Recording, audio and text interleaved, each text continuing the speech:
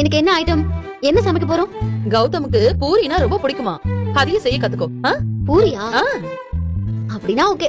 அதுவும் கிழங்கு மசாலாவோட செய்ய கத்துக்கோ. கிழங்கு மசாலா? ஆமா. அம்மா, அதெல்லாம் எனக்கு செய்ய தெரியாதுமா.